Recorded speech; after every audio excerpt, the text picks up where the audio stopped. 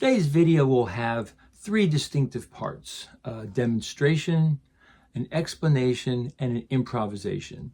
So in the demonstration, I'll just play the concepts, the little nifty little chord embellishments, and then in the second section, I'll do more of an explanation, and then the third section, I'll do a little bit. I'll spin out the ideas a little bit. So the idea with these is they're meant to be very basic for basic chords, and they're meant to be for beginners or intermediate intermediate guitar players. I purposely tried to make everything that's very easy to finger. Okay, so I'm just not gonna say very much. I'll just play each example, and I'll put highlights in the below the video in the description, so you can jump around to these different concepts. Okay, here we go.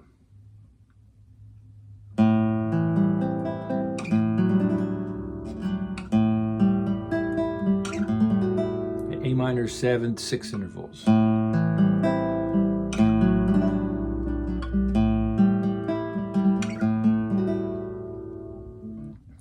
This is a D minor chord, D minor, E minor, triads.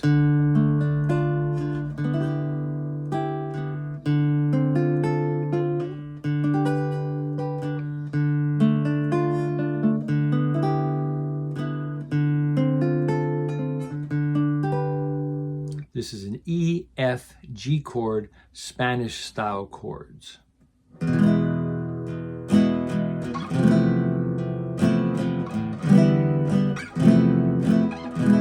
3B, 1, 2, 3, 1, 2, 3, 1, 2, 3, 1, 2, 3, 1, 2, 3, 1, 2, 3. Okay, the next two, I'll kind of pair those together. This is an E chord and an A chord with an added flat 9. This is a Flamenco Hammer-Ons. Have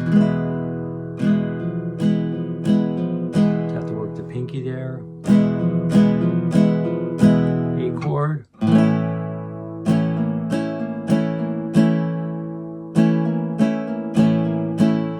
Play a finger style. I'm just gonna kind of open my hand, kind of Gabriella and Rodrigo style.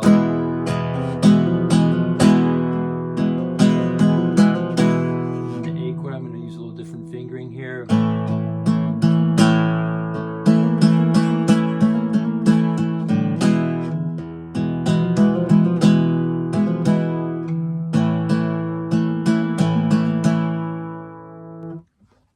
Okay, this is going to be I'll put these two together. This is going to be a C sus2 sus4 to an F sus2 sus4.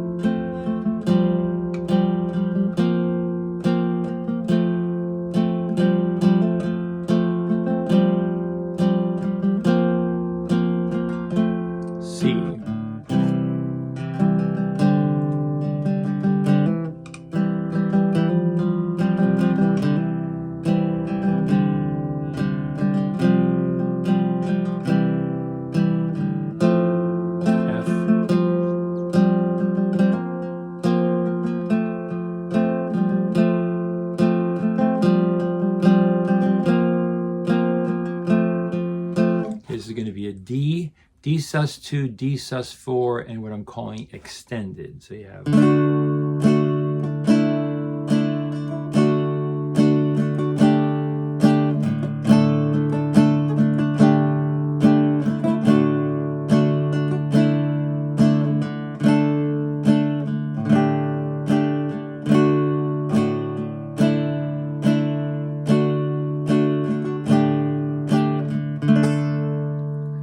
B minor 7th to E 7th.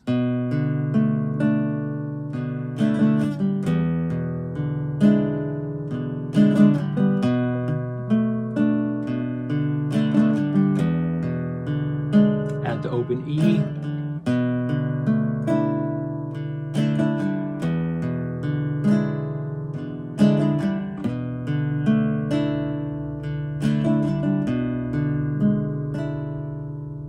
Last one, this is a G chord, I'm calling this G chord big ending, when you're playing a song in the key of G and you want to kind of surprise your audience.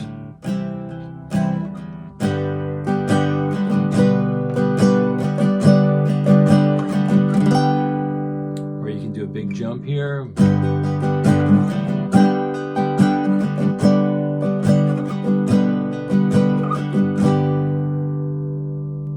Okay, that's the end of the demonstration.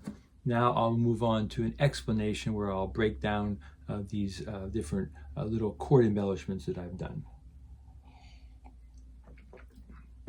Okay, so the first example was an A minor 7th chord. This is just a standard A minor 7th chord. I'm moving each note up 2 frets, and I'm allowing the open strings to ring through. Then I'm moving to 5 and 5 here, G and E, and then A and F sharp.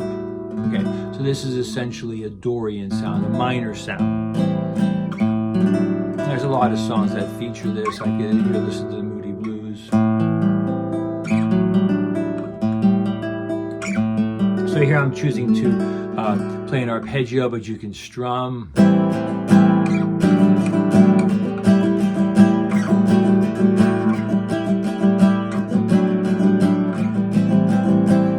The A minor 7th. Now for the D minor is really a similar concept. It's a D minor and an E minor chord, F chord and a G chord. So that's going to be Dorian in the key, D Dorian, the 2, 3, 4, and 5 chords from the key of C. Now the interesting thing I'm doing here, I'm using standard finger. Now notice what I'm doing here. Going to the F chord, I'm keeping my fingers on the same string. So that's kind of an interesting way of doing that. And then for the G chord also, I'll do it again. So D minor. So you keep your fingers on the same strings. And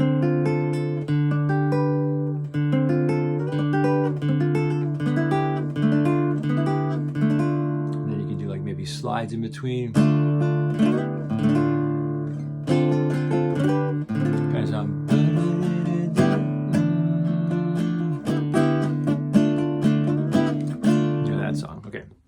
Okay, that's the Triads. Now, these Spanish chords, this is not totally unique. So I'm just taking an E chord, and I'm just moving it up 1 fret to an F chord, and then up to a G chord. And I'm letting all the open strings ring out. So it kind of gives you that Spanish, Spanish chords, Phrygian, E Phrygian. I'm kind of playing it as a 3 because a lot of the Spanish stuff is usually, I think they use like a 12-beat cycle. 1, 2, 3. So you can count this as 3 or 6. 1, 2, 3, 1, 2, 3, 1, 2, 3, 1, 2, 3, 1, 2, 3, 1, 2, 3, 1, 2, 3. Or you can count it as 6. 1, 2, 3, 4, 5, 6. 1, 2, 3, 4, 5, 6. 1, 2, 3, 4, 5, 6. 1, 2, 3, 4, 5, 6. Or you can play it, like that with, down ups. So I'll just digress here. So in this example, I mentioned Gabriella and Rodrigo. So Gabriella had a lesson in one of the guitar magazines where she talked about the basic stroke that she uses. So she's strumming down with her middle 2 fingers, and then she's strumming up with her thumb. So back when I used to teach guitar lessons, I used to talk to my students about, well, if you ever drop your pick in mid-performance, you can do that. So down like that. So I would really highly recommend just take your basic strumming, and instead of strumming with a pick, down, down, up, down, down. All right, so that's a really, really good technique. I'll play that with this finger style. Down, down, up, down, up, down. Down, up, down, up, down, up, down, up. Down, up, down, up. Let's have a little slower. Down, down, up, down, up, down, down, up, down, up, down. Down, down, up, down, up, down. Now here I'm playing on a classical guitar, so you will hear a little bit of screeching between the chords. So if you wanted to eliminate that, what you could do is you could just really quickly lift your fingers.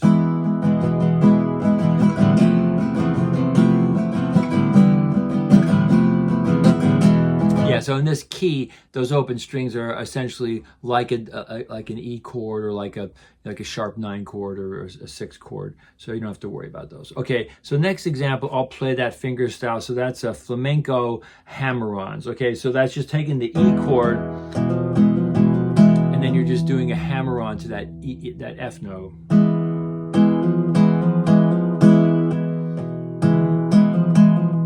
And I'm using that technique where I'm just kind of opening the hand, and I'm trying to kind of center around that. So now for the A chord, you can use your pinky there, or you could do, this is a finger that you'll sometimes see in classical books, 1, 1, 2, and that way you can use your third finger to do the hammer-on.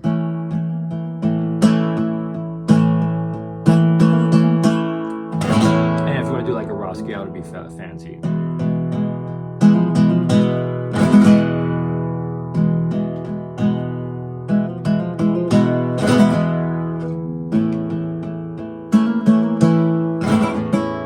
I'm not going to talk about the Rasgueado. Maybe I'll link my video that I did a number of years ago where I talk about the Rasgueado. And I'm sure you can find a lot of people who do the Rasgueado way better than I do.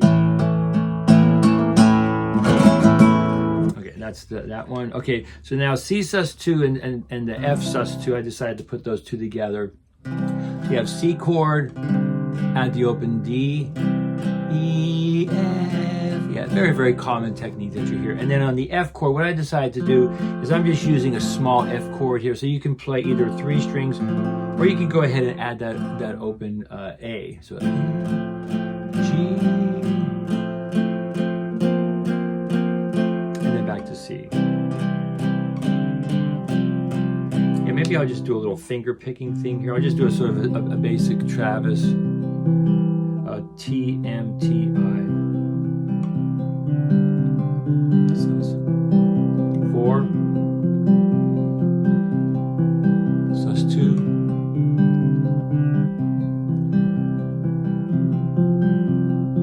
now here, let me just try it with the A bass, sus2,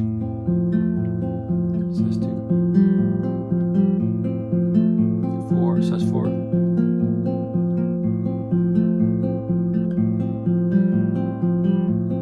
That doesn't work quite as well. So what you could do instead here is go C, A, F, and play your F chord like that. That sounds a little better.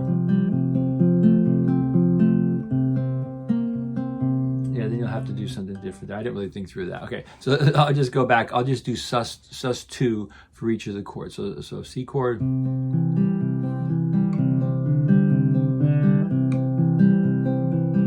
Now I'll do sus2 for the F.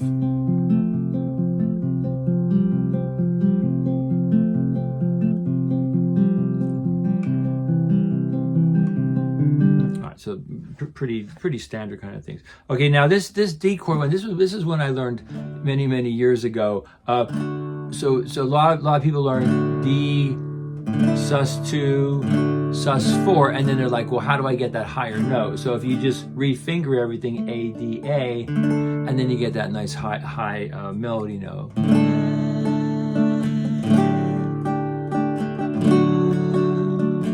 there's a lot of songs that have this song.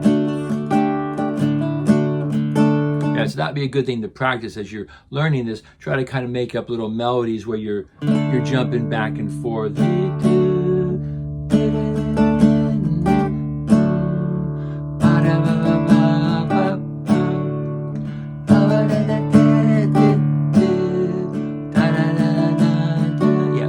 Hear people sometimes talk about ear training. I know one of my mentors talked about if you're trying to do a solo, try singing something. So this would just be another example of it. Just try to sing something along with what you're playing, and you might discover something really kind of cool.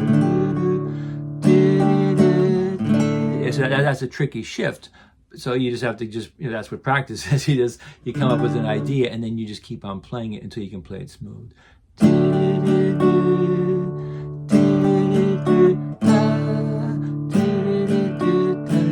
So that's obviously a tricky move for a beginner, but well worth learning. Okay, let's see, we got 2 more to do. So B minor 7, Right. So a lot of times people see a B minor 7th chord and they think, well, I have to do a big bar chord. But here's an example where you can play B, A, D, and then you can either include that open D or not. You can just mute it, and then you can also include this E, which would be sus4, either way.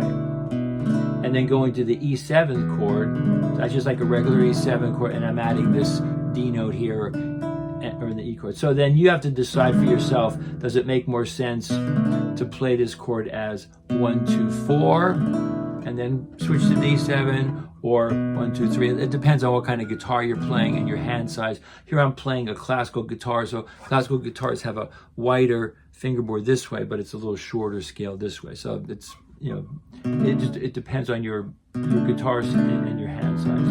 So adding the E. All right, so this would be a 2-5 in the key of A. And then you can resolve to like an A chord.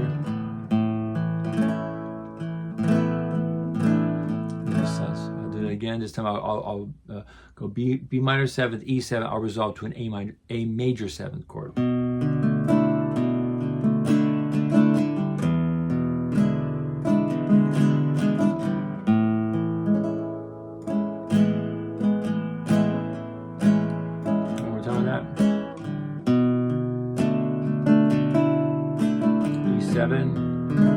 A major 7.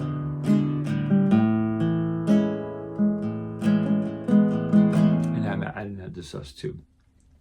Okay, so this last idea, this was something from one of my students many years ago. I was explaining this music theory, and they just said, oh, so if you can do the G chord like this, you can do the G chord like this, G chord like this, and G chord like this, and I was like totally blown away. This was like a young student.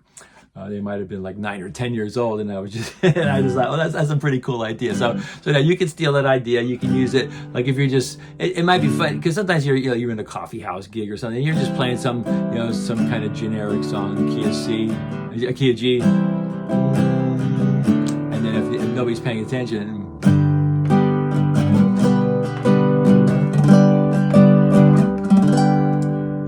They're like, oh, what did that person just do? Because I mean, in all these years, that student pointed that out to me. I've never seen anybody do that particular move. It's pretty interesting. Or another one, another maybe more dramatic one would be like you're kind of playing your song, and then you jump up.